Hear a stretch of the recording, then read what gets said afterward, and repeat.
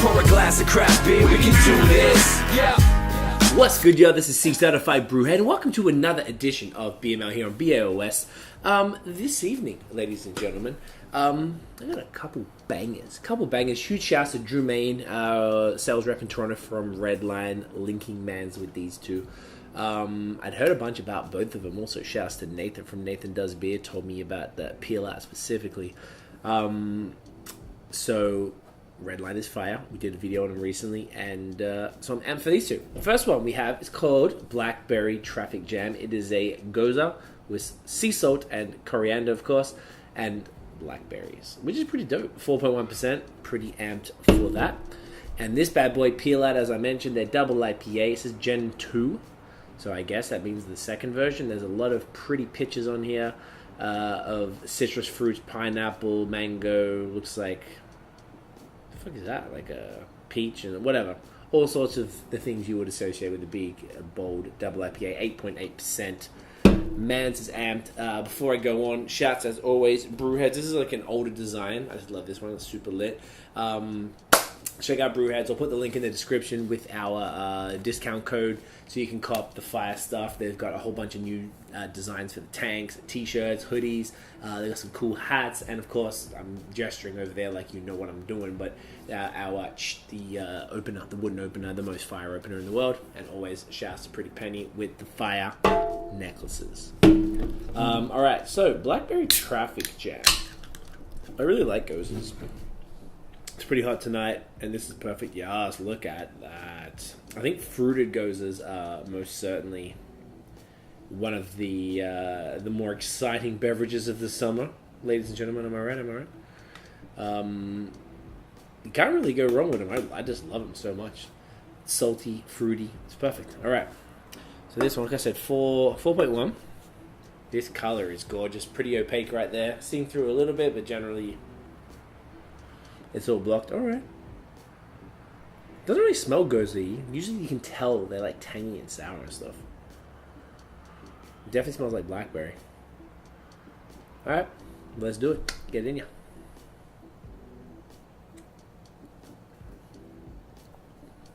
Nice. Now this is not super gosey, like I said, even in the nose. It's kind of like, it's not really sour, it's not really tart, it's not crazy salty. So I mean, it's only 6 weeks old at most, which shouldn't really like dissipate any gose. I mean, the fruit would be the thing that would drop, and this does definitely not drop. It's kind of like, I'm trying to put my finger on what it is.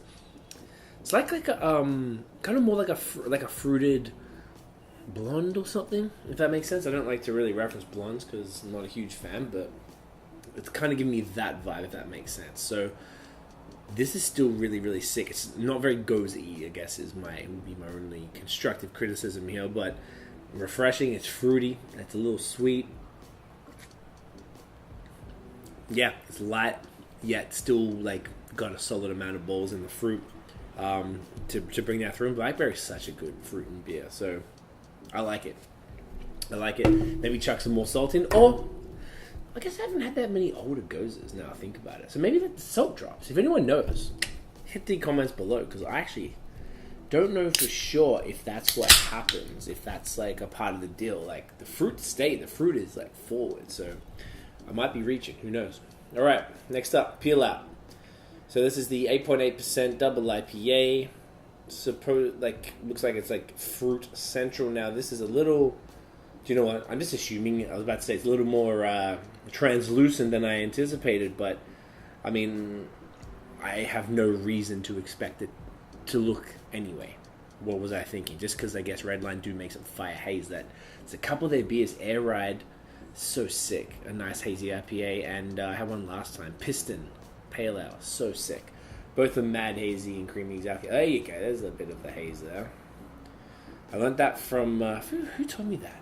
Maybe it was Nate or something like that, like just to swirl the bottom of the can and pick up that, or the extra yeast, which kind of gives it the full visual.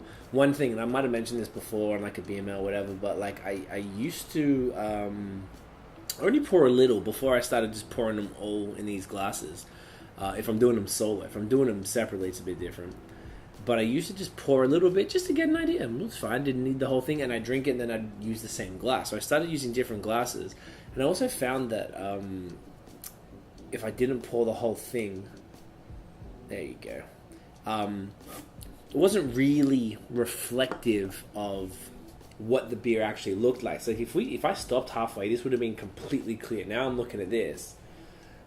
It's pretty hazy. It's damn opaque. Like I really can only see through the bottom there.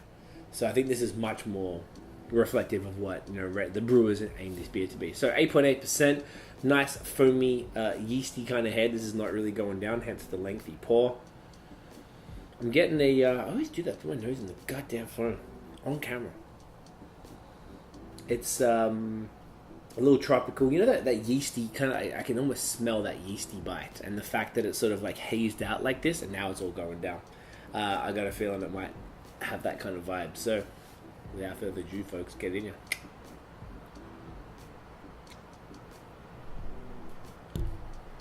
Solid. Yep, definitely has that yeasty bite. Creamy. A little bitter.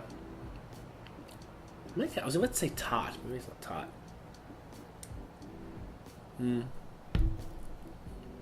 Nice. A little boozy. It's 8.8. I mean, this is going to wrap my night up. It's definitely got the tropical fruits that are represented on the label there. I guess it's probably more kind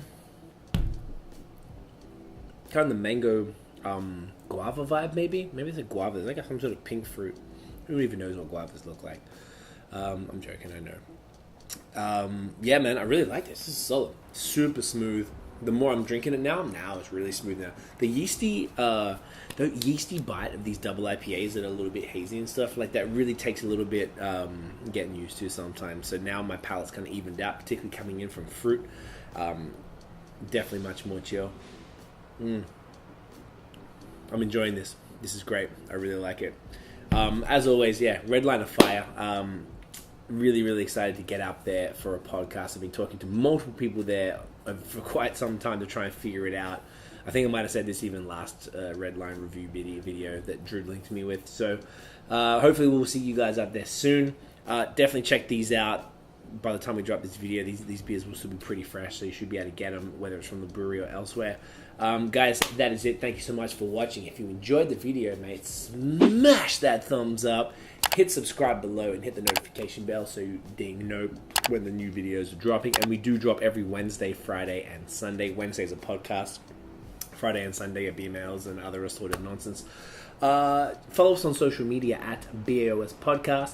And check out the long-form audio. iTunes or Apple Podcasts primarily, but also we're on Spotify. I'm mentioning that in all the videos now. Hit us up on Spotify, hit follow, check out everything there. It goes up automatically. We drop the podcast every Wednesday. Actually, it's like 12:30 a.m. Wednesday morning, like right after midnight. So your morning commute on Wednesdays, a podcast-a-palooza, mate. That is it, guys. Thank you again for watching. We'll see you in the next video. And as always, get in ya.